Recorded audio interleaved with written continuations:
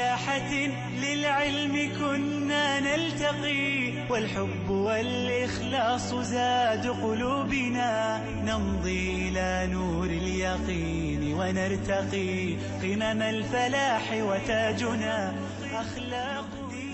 Assalamu alaikum wa rahmatullahi wa barakatuh. Bienvenidos a Consultas Islámicas. Hoy jueves 5 de noviembre, inshallah, estamos de nuevo con ustedes para contestar sus preguntas relacionadas con el Islam, con la jurisprudencia islámica, como lo llevamos haciendo ya durante años, 2 veces a la semana.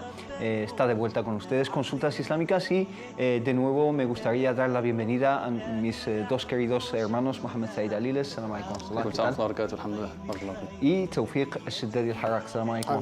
¿Qué tal? Bien, Tu apellido lo digo a cachos porque es un poco más largo. Como siempre, les doy a ustedes también la bienvenida y les propongo contactar con nosotros a través de las diferentes vías que tienen ante ustedes para comunicarnos sus consultas acerca del Islam, que son las siguientes. Es el número de teléfono 911 73 02 51, 911 73 02 51, y tienen también el email del canal, que es del programa, mejor dicho, que es consultas@cordobainternacional.com, y la página de Consultas Islámicas en Facebook, donde nos pueden contactar a través de mensajes privados o incluso en los comentarios en las diferentes publicaciones que vamos lanzando en nuestra página en Facebook. Como siempre, vamos a empezar con un tema introductorio antes de pasar a las diferentes consultas que nos llegan también a través de las redes sociales. El tema de hoy va enmarcado en una coyuntura, digamos, en una situación que se está viviendo en España. Se están realizando diferentes detenciones a supuestas células terroristas, etc. Y queríamos hablar del fenómeno del radicalismo, ¿no? Antes de hablar del fenómeno, sus causas, digamos sus raíces, etc., ¿se puede hablar de que el radicalismo ya es un fenómeno? Bismillahirrahmanirrahim, alhamdulillah, sallallahu alaihi wa sallam, baraka ala mulana rasulillahi wa alihi wa sahbihi wa man wala. Teniendo en cuenta nuestra realidad española, la realidad social, el contexto político, la realidad demográfica, el número de los musulmanes, ¿no?, que se contabilizan hoy en día con 2 millones prácticamente, el 4 o el 5% de la totalidad de la población. Cuando hablamos de casos, ciertas detenciones, células, individuos, entre comillas, los lobos solitarios, ciertas organizaciones, ¿no?, o ciertos jóvenes que estaban en vías de radicalización a través de Internet, a través de las redes sociales, a través de formar un grupo en ciertas mezquitas en las diferentes partes de España. Yo creo que no podemos hablar de un fenómeno generalizado, no podemos hablar de una tendencia, ¿no?, increciendo, digamos, en el aspecto de la radicalización de los jóvenes, teniendo en cuenta las iniciativas, las actividades, los proyectos sociales, culturales, lúdicos, de formación, de contribución positiva que se están llevando a cabo por parte de entidades juveniles, musulmanas, de asociaciones, de mezquitas, de comunidad religiosa, ¿no? Ahí, lamentablemente, se destaca más en los medios los hechos negativos, los hechos delictivos, y no se tiene en cuenta la gran aportación, la gran contribución, el gran esfuerzo que se está llevando a cabo con medios precarios, con medios propios de la comunidad musulmana, ¿no?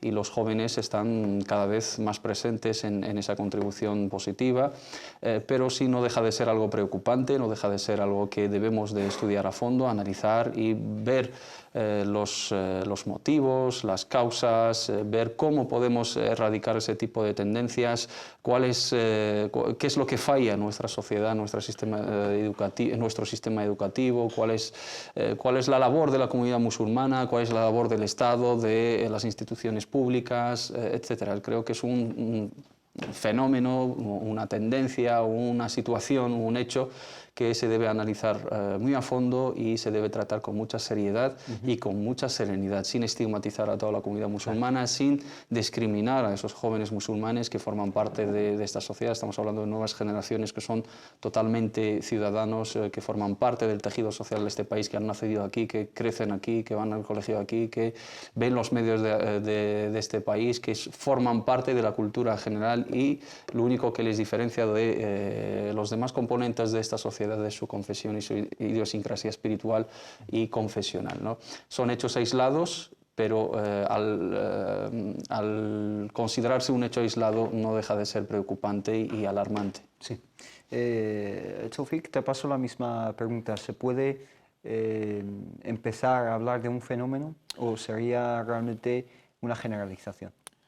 Las dos cosas, desde la definición sociológica de la palabra un fenómeno, sí que lo es, porque las dos condiciones o tres están presentes, algo que es visible y que se repite. Está más o menos la definición sociológica de llamar algo como fenómeno. Esto es visible y se ha repetido, no en estos años o en estas décadas, sino desde junto con la historia de la humanidad. Y esto es algo, no es en exclusiva del Islam o los musulmanes, digamos, el radicalismo en todas sus facetas, hasta la violenta incluso, la ha conocido casi todas las religiones. Solamente dejarlo tachar solamente a toda una religión, a una comunidad, no es, digamos, no pertenece ni a la objetividad ni a la justicia. Hay que tener en cuenta en nuestro contexto español, el nivel de la alerta está en número 4, que es 4 de 5. 4 de 5. Máximo, sí. Hay que ser consciente de esto. No solamente dentro de lo que es los agentes de la seguridad, pero es responsabilidad de todo el conjunto de la sociedad. Y los ciudadanos musulmanes, por supuesto, forman parte de esta sociedad. Y aquí empezamos quizás con el primer problema de esta radicalización. Si vamos a hacer un análisis así integral, como ha dicho Mohammed Said, estos individuos minoritarios, por supuesto, y hay que tenerlos en su propia medida, tampoco no hay que generalizar a toda una comunidad o a la cuarta parte de la humanidad. Hay un escritor francés especialista de estos temas, Olivier Roy, pues decía que si cogemos y hacemos digamos, una estadística de todos los miembros de Al-Qaeda y Daesh, ni siquiera superan los soldados musulmanes en el ejército francés. Pero los medios quizás de comunicación un poquito han exagerado, e incluso lanzando una alarma dentro de la misma sociedad. La primera pregunta para debatir o para un poco analizar ¿dónde hemos fallado, como ha dicho el Mohammed Said? Es la pregunta que debemos plantear. Sí. Todos, políticos, agentes de la seguridad, agentes sociales, la educación, musulmanes, primero. Porque ya estamos hablando, estamos ya metidos en el tema. El joven musulmán que se va a radicalizar se siente parte de este país. Este sentido de la pertenencia es clave. Identidad. Identidad, quizás la religión ha sido tomada al principio, después de un fenómeno migratorio, como identidad, buscando algo para agarrarse. Pero luego, sentir no perteneciente a este país es un poco peligroso. Este sentimiento de pertenecer al país implica darle lealtad, implica trabajar para su bienestar, implica defenderlo. Por el otro lado, tenemos el primer quizás problema de radicalización, es no sentirte miembro de este país. ¿Y por qué no se sienten algunos jóvenes miembros de este país? ¿Es la propia comunidad musulmana la que les dicta que no pueden ser plenos ciudadanos o realmente existe un rechazo y una discriminación o ambas cosas? Pues ahí debemos ser francos y debemos, la verdad, es un tema serio y hay que tratarlo con toda su serenidad y seriedad, como bien ha marcado Mohammed Said. Aquí todos hemos fallado. La comunidad musulmana en ciertos discursos religiosos, que no es una tierra islámica, es una tierra de no musulmanes, y construyendo unos discursos ajenos a la verdad, ajenos a la propia Sharia islámica. Pero no es una tierra islámica, no es una tierra de musulmanes. No, Pero pero en el ¿cuál sentido- es el problema? El problema en el sentido ideológico de la palabra. Ah, Teniendo la tierra es de Dios. Hay un concepto islámico básico, ¿cuál es? Que toda la tierra es mezquita. Entonces es importante tenerlo en la mente de nuestra juventud. Te venden una imagen ideológica de un contexto político, geográfico, para un poquito excluirte de tu identidad, de tu pertenencia, y mezclar la lealtad religiosa a un Dios con una lealtad política o geográfica, que esto es totalmente contrario al mismísimo Islam, porque el ejemplo clarísimo, explícito de los nobles compañeros cuando emigraron de Mecca, que ni siquiera era tierra islámica. Estaba el profeta ahí 13 años junto con los nobles compañeros enfrente de 360 ídolos en la mismísima Kaaba, el santuario. Emigraron y han vivido y convivido más de 15 años en la tierra del Habashi, de Abisinia. Y ni siquiera se han planteado estos problemas ficticios que hacen lavado de cerebro de un poquito alinear a nuestra juventud. Este país es nuestro porque se trata de unos conceptos políticos, lo que llamamos siesa shar'iyya, una gestión política basada sobre valores. Estos valores son islámicos, cristianos, son Universales. patrimonio de toda la humanidad. Antes de seguir, digamos, profundizando en las causas, preguntarte, tú hablaste de que sí se puede considerar un fenómeno por las definiciones o una de las definiciones sociológicas, que soy consciente de que hay muchas, pero muchas veces al hablar de fenómeno se está hablando de algo generalizado, algo que es la norma entre los musulmanes. Pero si tenemos en cuenta las cifras, el número de detenidos aquí en España, pues difícilmente supera los 50, ¿no?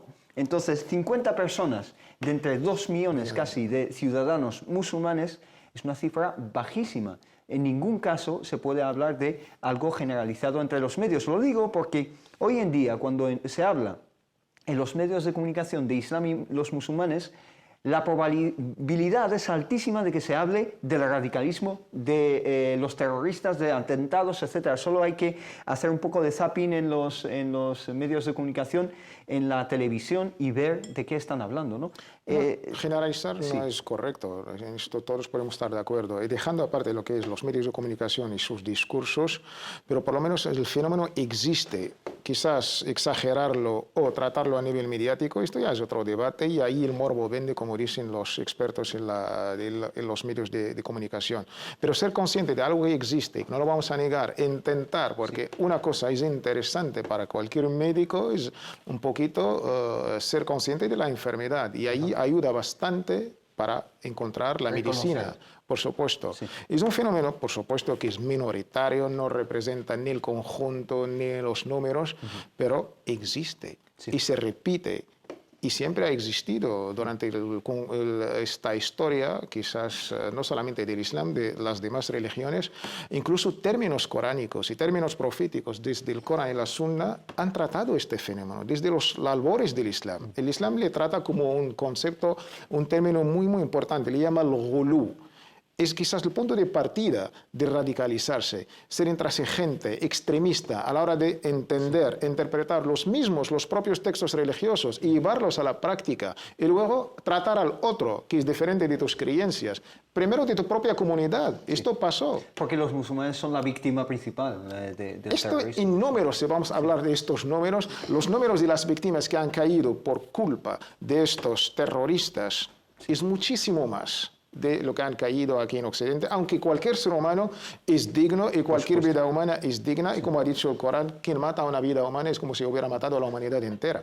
Me quedo con esa... Ella pasó la palabra al hermano Mohammed Said, el hermano Tawfiq dijo que hemos fallado, y hablamos en primera persona porque nos identificamos con esta sociedad y con este país como ciudadanos que somos de él, pero ¿quién ha fallado? Musulmanes, Estado, sociedad civil, todos a la vez, y cómo han fallado y las causas de estos fallos, ¿no? Yo creo que en este caso, o en estos casos de radicalización, esa radicalización que lleva más allá de una simple intransigencia, extremismo ideológico, sino a la actuación, ¿no? Acorde a esos ideales extremistas, y llegar a matar a personas o atentar en contra de la vida humana y atentar en contra de la seguridad de un país, o destruir, digamos, la estabilidad social de una zona geográfica. Yo creo que lo primero que falla ahí es la propia persona que decide radicalizarse y deciden emprender ese camino del mal, ¿no? Falla su humanidad, falla su integridad moral, intelectual y cognitiva y se aleja, ¿no?, de ese patrón humano que Allah subhanahu wa ta'ala dispuso para nosotros. Pero es innegable que hay causas y hay motivos y hay un camino, ¿no? Nadie nace terrorista, nadie nace delincuente, nadie nace ladrón, nadie nace criminal, sino eso se adquiere con el paso del tiempo, a través de la educación, a través de la formación, a través de las circunstancias que le rodea a una persona, la situación social, el nivel económico, la captación, digamos, la propaganda mediática e ideológica de ciertos grupos, la imagen en los medios. Aquí podemos hablar de dos bandos principales, ¿no? Los musulmanes como parte principal, porque salen de ellos esos ejemplos, forman parte de la comunidad musulmana, son la imagen, luego afectan esa imagen, o luego tachan esa imagen, ensucian esa imagen, derrumban, ¿no?, y destruyen todo un trabajo de muchos años y una imagen mediática, etc. Y luego el conjunto de la sociedad a la cual pertenece también la comunidad musulmana, ¿no? El conjunto de la sociedad, empezando por las autoridades, empezando por el sistema educativo, los medios de comunicación, las medidas de seguridad, las políticas educativas, las políticas sociales. Los musulmanes podemos hablar de diferentes aspectos en los cuales fallamos. El discurso religioso se tiene que adaptar a nuestra realidad, se tiene que actualizar, revisar, porque hay que reconocer que ciertas fuentes islámicas y ciertas ventanas, ¿no?, si se puede decir, mediáticas, o ciertos púlpitos aplican un doble discurso, ¿no? Un discurso dentro de la mezquita y otro fuera. Un discurso de la paz, la misericordia, la justicia en el Islam, y un discurso de la intransigencia, la confrontación, el otro, la no convivencia, la discordia, la discrepancia, la enemistad a todo lo que no es musulmán, la recuperación de un auge perdido, de una gloria, unas tierras, etcétera, sin ser coherentes con la realidad, ni siquiera con los propios textos sagrados. Sacar los textos sagrados de su contexto y malinterpretar ese mensaje religioso y formular un mensaje y un discurso totalmente ajeno a nuestra realidad. Utópico, ¿no? Utópico. Y eso para los jóvenes es muy confuso, sobre todo cuando tenemos en cuenta los obstáculos a la hora de esa comunicación entre el discurso tradicional, formulado en árabe clásico, basado sobre unas fuentes tradicionales, una lectura marcada por las circunstancias espaciotemporales, y la realidad de esos jóvenes, la realidad social, educativa, económica, etcétera, etcétera.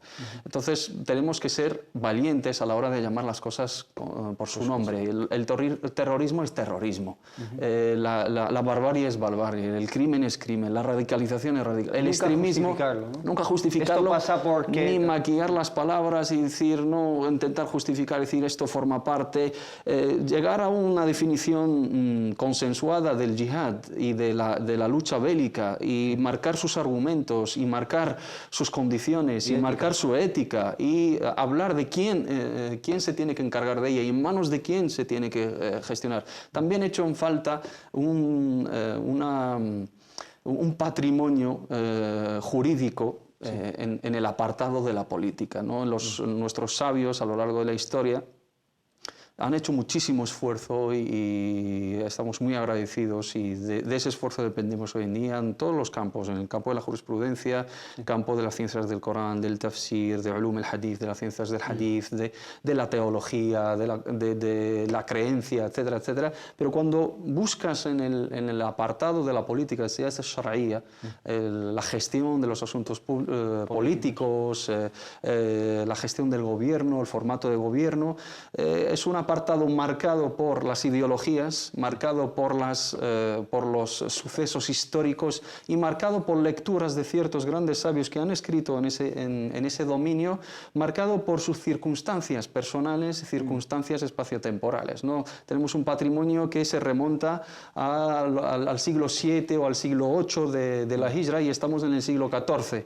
Estamos hablando de un patrimonio jurídico en el apartado de siyasa shar'iyya respecto a una realidad totalmente diferente a la actual, una umma islámica, un gobernante, un imperio enemigo, la tierra del Islam y la tierra del kufr, la tierra de la guerra y la tierra de la paz, unas tierras musulmanas violadas, etc. Y no tiene nada que ver, no coincide en absoluto con un contexto geográfico totalmente diferente, con un orden internacional totalmente diferente, con países, con fronteras, con gobiernos, con monarquías, con repúblicas, con la Unión de Naciones Unidas, con el Consejo de Seguridad Internacional, con la OTAN, con los pactos internacionales. Con la Unión Europea, en la cual a lo mejor puede haber países musulmanes. De Bosnia, todo, la etc. presencia de los musulmanes en los diferentes lugares, ya el concepto del Estado, ¿no? del Estado civil, de la política, la democracia, todas esas cuestiones debemos de tratarlas, ¿no? Debemos de ser valientes a la hora de decir qué modelo debemos de adoptar como musulmanes, qué es lo que dicen nuestras fuentes, cuáles son las cosas fundamentales, básicas, inamovibles, que son fijas, que son el usul, que son el thawabit, que son cosas inalterables, y cuál es el margen de flexibilidad que se adapta a nuestras exigencias. Todo eso genera un mensaje totalmente confuso hoy en día. Muchos de esos ideólogos extremistas y esa propaganda que llevan a cabo está basada sobre textos jurídicos, está basada sobre aleyas, está basada sobre hadices sacados de su contexto, cosa que confunde a esos jóvenes que no tienen esa inmunología religiosa, que no tienen una base bien fundamentada, que no tienen conocimiento, no tienen poder para filtrar esa información y caen como presa fácil en manos de esa gente.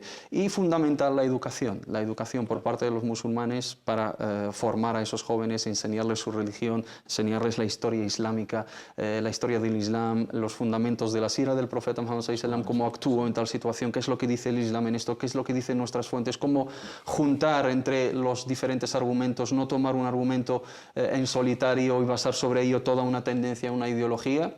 Y creo que sumando todos esos factores al final podemos llegar a esa situación de que ciertos individuos se nos escapan de la mano, salen de nuestro control y pasan más allá de la radicalización ideológica, digamos, a la actuación terrorista, lamentablemente.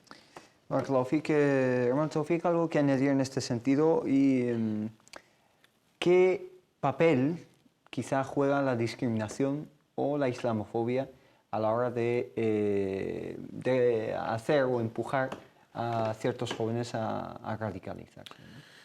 Pues la islamofobia es la plaga, la lacra ahora esta lacra que sufrimos todos del siglo XXI. Ya tenemos, no sé si la memoria histórica nos falla, aquí en Europa mismo, en los años 30 del siglo pasado, hubo otro tipo de fobia, que era la judiofobia, y Europa ha pasado, yo creo, o ha pagado un precio muy alto. Debemos tomar lecciones de nuestra memoria histórica. Sí. Y bueno, de la judeofobia nació un movimiento dentro del judaísmo fanático, extremista, que es el sionismo. Sionismo, y esto lo vemos ahora claro, contra los derechos humanos de un pueblo indefenso, con el silencio cómplice de esta legislación internacional, que es el pueblo palestino.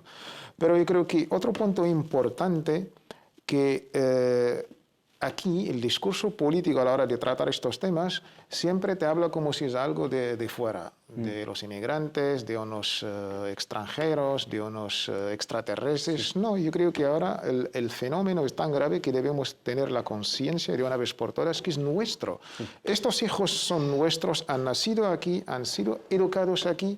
¿Y por qué? Ahora se van a Siria o se van a otro país, se alistan en estos grupos terroristas, Daesh o ISIS. Es decir, que la propia Europa se ha convertido en exportadora de personas radicales. Sí, ¿no? pero es que el problema es esto es la realidad, ¿no? Pura y dura, chocante, pero el discurso político está todavía ajeno a ser consciente de esta realidad. Si no somos conscientes que es un problema nuestro, dentro de nuestra casa, de nuestros hijos, y vamos ahí a buscar, no sé, como el Quijote con sus molinos, yo creo que no vamos a llegar a una solución para erradicar esta radicalización. Parece un juego un poco lingüístico, pero yo creo que hemos fallado en la educación. ¿Quién enseña? La educación de doble términos, la educación religiosa y la educación que en los colegios públicos. Sí. Porque estos valores universales de libertad, de solidaridad, de justicia, de respeto, no se han involucrado dentro de las, digamos, mentalidades de nuestros hijos. Por otro lado, la educación de nuestros hijos. ¿Quién es responsable? ¿Quién Religiosa. Religiosa, islámica, por supuesto, lo que mencionaba Mohammed Said. ¿Quién está al cargo? Este discurso religioso, ¿quién es responsable? ¿Qué mensaje lleva este discurso religioso? ¿Quién lo controla? Desde el contenido hasta el continente, pasando por... si no vamos a recibir una educación religiosa correcta, fiel a las fuentes, Corán y Sunna, contextualizada, adaptada a nuestro contexto. Que hace hincapié en los valores. Sobre todo, y ahí podemos quizás a veces construir monstruos, porque la religión en sí misma no tiene ninguna culpa. El problema es cómo se tergiversa o se manipula por ciertos grupos o por ciertos intereses. Y cuando aquí, pues nosotros como sociedad seremos responsables de la gravedad de este punto. ¿Dónde vamos a enseñar a nuestros hijos la religión islámica como valores universales? En las mezquitas, en los garajes indignos, a unos individuos ni siquiera están preparados, ni siquiera hablan el idioma local, cultural, filosófico, jurídico del país. Importamos imanes. ¿Por qué no formamos los imames aquí? Con todo esto que anhelamos, aspiramos, un imán integrado, ciudadano, defiende su propio país, comparte los valores universales. Yo creo que lanzando la culpa... ¿Quién lo va a formar aquí? ¿Quién lo va a formar? Y luego siempre salimos con discursos, no, es que el dinero público, como si nosotros no somos parte del público. ¿Eso de quién lo va a formar? Yo lo pregunto a vosotros. O sea, ¿quién puede formar imames aquí? Porque cada uno se autoproclama como, o se reivindica que tiene ese derecho a formar imames, mientras que muchas instituciones quizá carecen de esos valores que indica el hermano Tawfiq para poder transmitirlos, ¿no? Y carecen de la aptitud académica, ¿no? Una preparación. Yo creo que si es una política de Estado, si el Estado es consciente de que esto es un problema del conjunto de la sociedad, es una lacra que hay que erradicar desde todas las dependencias de toda una sociedad, sociedad civil, formación, medios de comunicación y instituciones públicas, creo que va a diseñar un plan de trabajo, va a diseñar una política integral para confrontar, digamos, subsanar ese tipo de problemáticas que a la larga nos va a generar mucho quebradizo de cabeza. Si quieren formar a los imames, pero honestamente una formación íntegra, una formación que construye, no destruye, una formación que cultiva, no confunde, tienen mecanismos, tienen organismos internacionales, tienen países que son pioneros en esta materia, como hay convenios y pactos en materia de seguridad y en materia de comercio, en materia política, ¿no? Y en materia de colaboración de inteligencia con ciertos países de alrededor, también la puede haber en el campo religioso si verdaderamente nos interesa, digamos, la paz espiritual de nuestros ciudadanos. Si hay voluntad política. Si hay voluntad política, los medios de comunicación, si hay una llamada de atención por parte de las autoridades, si hay una mano dura a la hora de filtrar ese mensaje xenófobo, islamófobo, discriminatorio, que genera un rechazo, un odio, que genera una reacción totalmente negativa en esos jóvenes y justifica esa radicalización, y se le llama la atención aplicando la ley, aplicando el Código Penal que prohíbe, digamos, la discriminación de un colectivo, la discriminación, la incitación al odio por razones de creencia, tendencia, etcétera, etcétera, no habría esos mensajes. Habría un código ético, habría un libro de estilo a la hora de referirse al terrorismo islámico, al terrorismo yihadista, a los islamistas, términos que confunden, que generan una fobia, que generan una discordia social, ¿no? Y culpabilizan y estigmatizan a toda una comunidad. Echamos en falta esa voluntad política. De cara también a la formación académica de nuestros propios hijos. Se habla de educación islámica, hay un debate entre los musulmanes, una lucha de titanes, quién se hace con el poder de la educación islámica. ¿De qué educación estamos hablando? ¿Quién preparó esa educación islámica? ¿Qué equipo ha preparado esa educación islámica, esa educación islámica que debe de ser oficial, y apoyamos que sea oficial, que enseñen a nuestros hijos los valores correctos del Islam. ¿Quién la preparó? ¿Y quién está a su cargo? ¿Y quién se va a encargar de impartirla a nuestros hijos? ¿De qué programa educativo estamos hablando? ¿De qué libros de texto estamos hablando? ¿Qué comité de expertos se ha hecho cargo de todo ello? Todo esto genera luego ese vacío legal, ese vacío espiritual, ese vacío formativo, que vienen otros desde fuera para hacer el trabajo que hacemos mal nosotros y enseñan a nuestros hijos lo que sea, les inculcan los valores los que sea, y luego por las redes sociales andan totalmente desprotegidos para caer en esas redes de captación fácilmente. Lo que no se puede tolerar es que esa educación que tanto echamos en falta se convierta en una subasta, es decir, que esté abierta a la licitación de diferentes instituciones, muchas veces incapaces de producir un material educativo en condiciones. Una pregunta última, esto que estamos diciendo son las causas, no estamos justificando con ello la radicalización. Es que has dicho que los mensajes de los medios de comunicación a veces justifican la radicalización. Justifican la radicalización desde la perspectiva del propio radical, ¿no? El propio radical puede argumentar esa tendencia, ¿no? Ese extremismo a través de esos mensajes discriminatorios, islamófobos, xenófobos, racistas que se emiten desde los medios occidentales y está muy presente la propaganda de esos grupos. Esos grupos, a la hora de hacer su propaganda en los medios, en las redes sociales, se apoyan en la islamofobia, en la discriminación que sufre la comunidad musulmana en todo el mundo, la opresión, la causa palestina, la intervención militar de las grandes fuerzas internacionales en los países islámicos, en Irak, en Afganistán, el genocidio que están sufriendo los musulmanes en Birmania, el que sufrieron los musulmanes en Bosnia, en Kosovo, en los Balcanes, etc.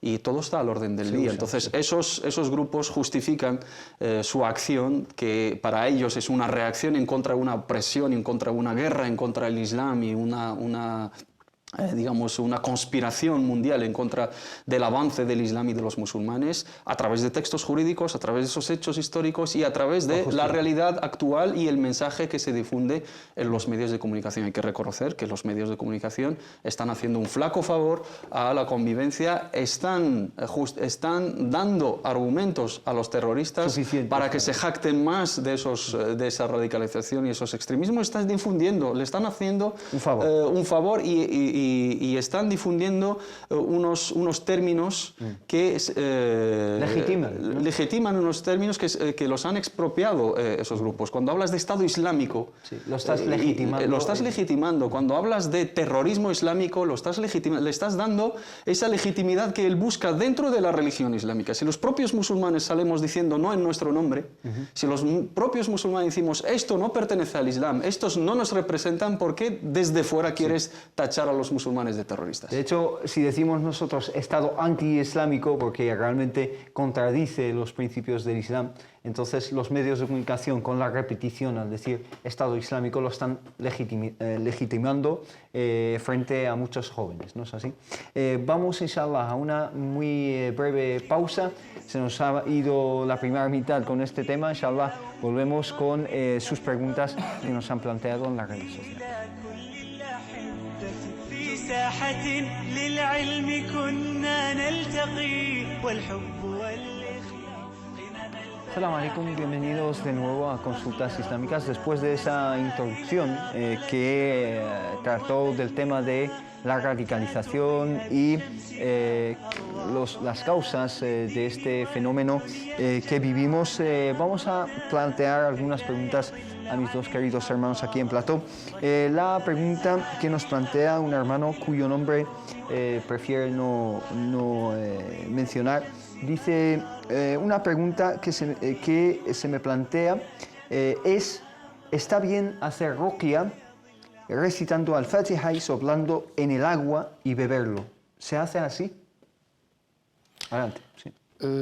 Sí, ruqya es esta medicina profética que nos definición sí, de es esta medicina profética que nos enseñó nuestro amado y querido mensajero Muhammad, la paz sea con él, pues teniendo en cuenta la alía coránica, que el Corán es shifa, es medicina y cura para todo tipo de enfermedades, sean físicas o psíquicas.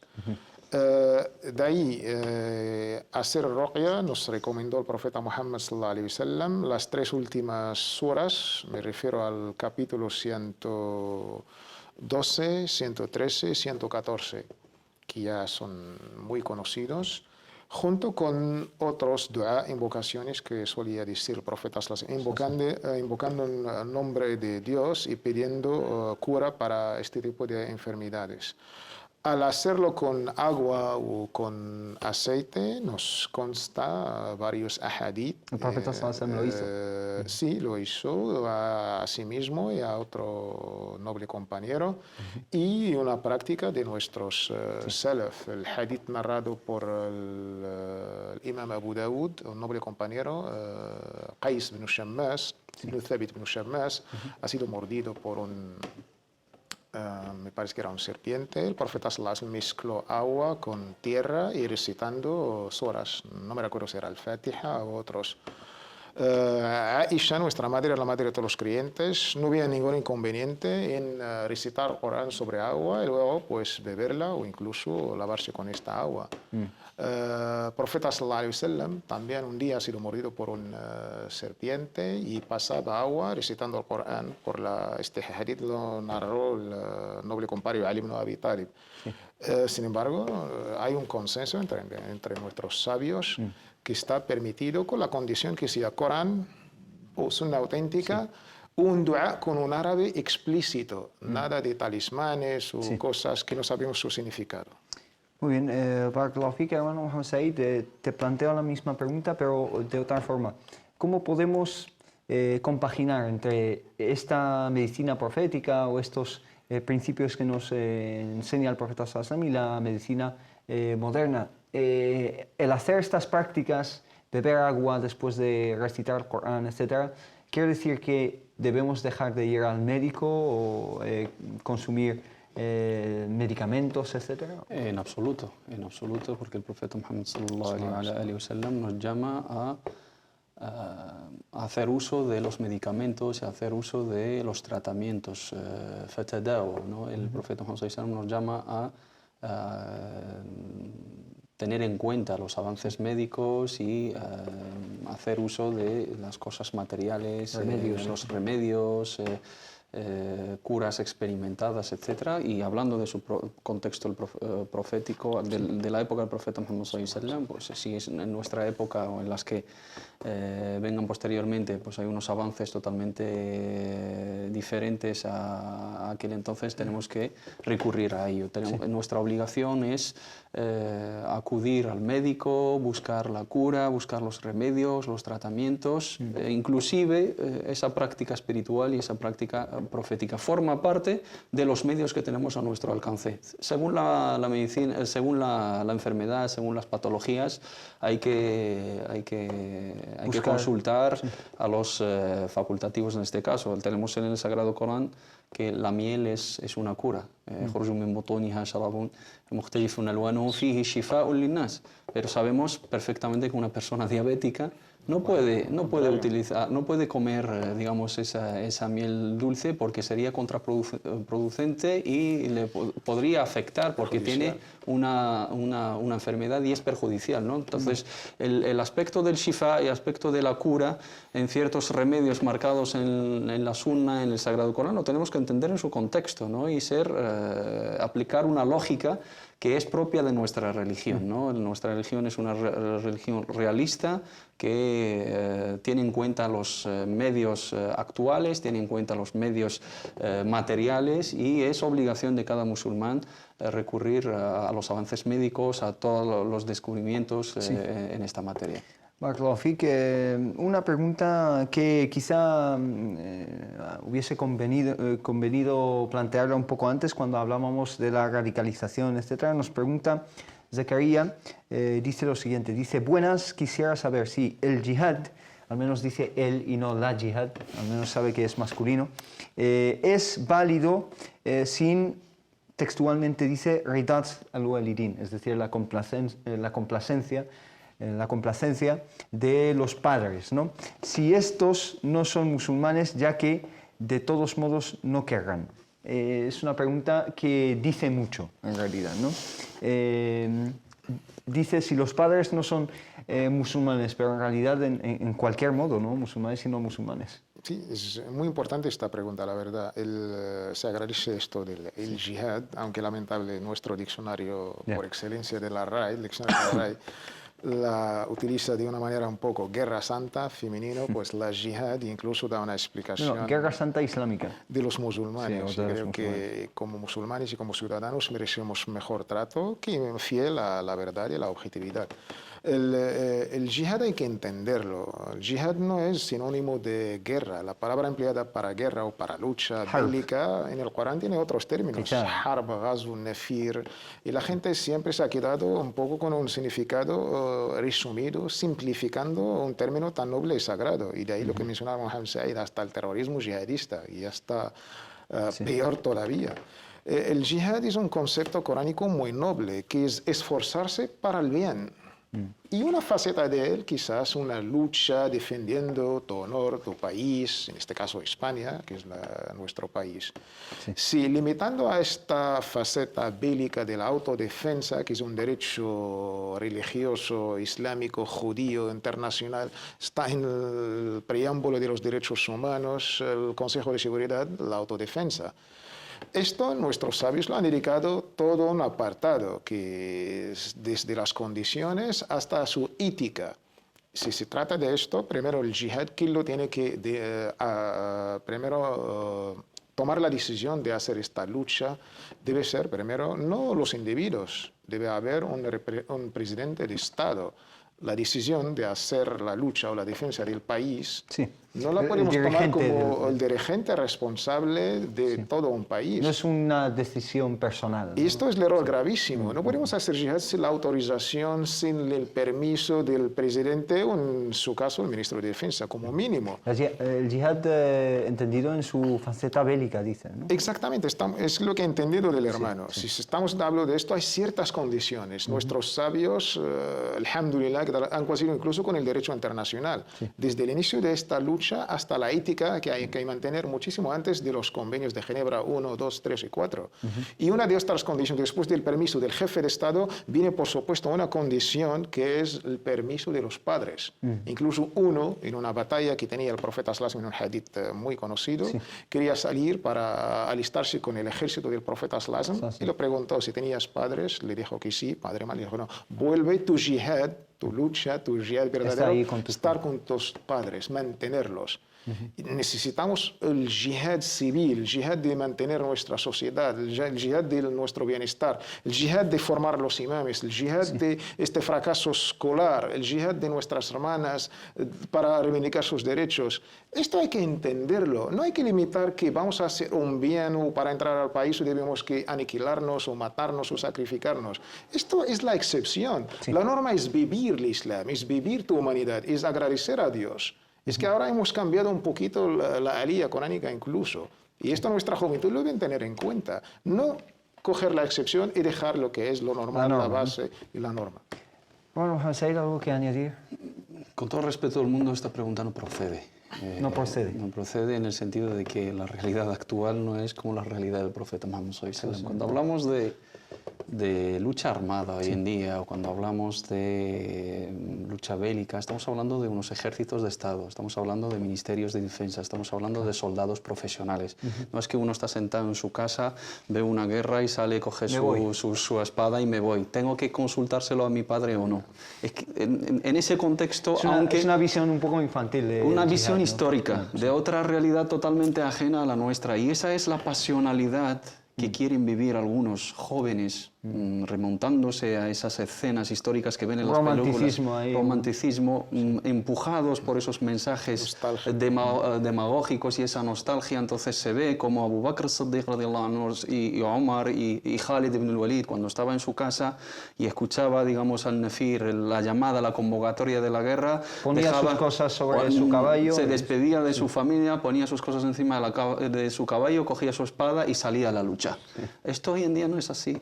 Estamos hablando de países, estamos hablando de estados, estamos hablando de gobiernos, estamos hablando de soldados profesionales. Tú mismo en esta situación, que fuera una guerra ya declarada y tienes que salir en defensa de tu propio estado, serías una carga para tu propio estado, porque ni estás preparado, ni estás entrenado, no sabes utilizar ni una pistola. ¿Cómo que vas a pedir permiso a tus padres? Entonces tenemos que corregir esos conceptos primero a nuestros hermanos, a nuestros jóvenes.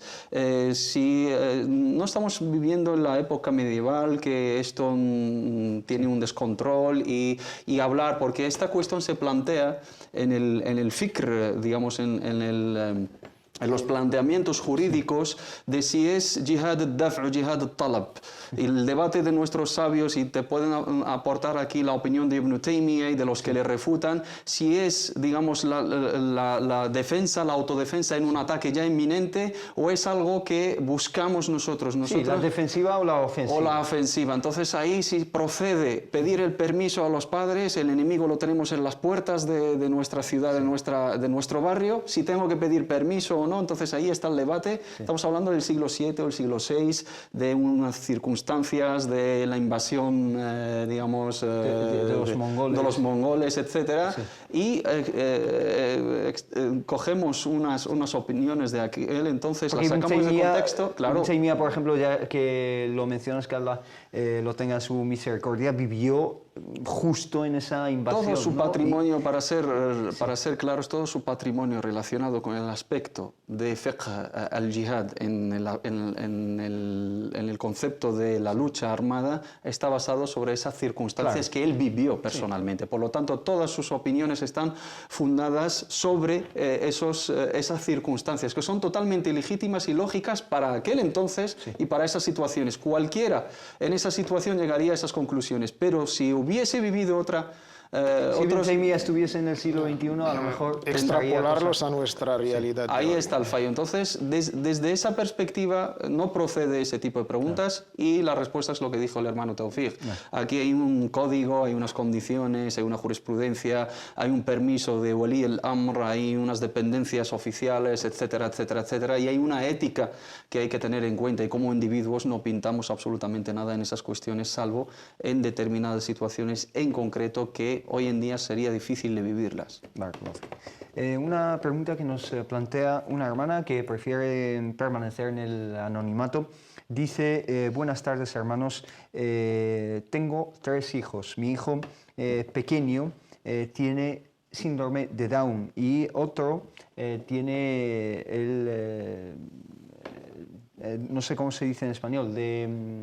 hiperactividad, ¿no? Un síndrome de hiperactividad. Mi pregunta es que yo y mi marido hemos decidido no tener más hijos porque estos dos necesitan mucho tiempo y dedicación para sus tratamientos y terapias. Y yo no tengo más tiempo y estoy agotada todo el día. No vamos a utilizar ningún método anticonceptivo definitivo, pero sí poner medios para no tener más hijos. Quiero dejar claro que adoro a mis hijos y son lo más importante para mí, pero por eso quiero dedicarles el tiempo que necesitan y no tener más. ¿Incurrimos en alguna falta al no querer más hijos? Les ruego me contesten por privado o que mantengan el anonimato. Muchas gracias de antemano y que Dios les bendiga. Adelante. El contexto en concreto de esta familia hay que estudiarlo no es una, digamos, una respuesta genérica. Sí. Hay que tener en cuenta específica el estado de salud de la propia madre, el estado de salud de estos dos hijos, pero en términos un poco titulares, limitar, digamos, la descendencia está prohibido en Islam. Organizar de una manera un poco, vamos, en unos cuantos años, un acuerdo entre el marido y su mujer, esto islámicamente está permitido.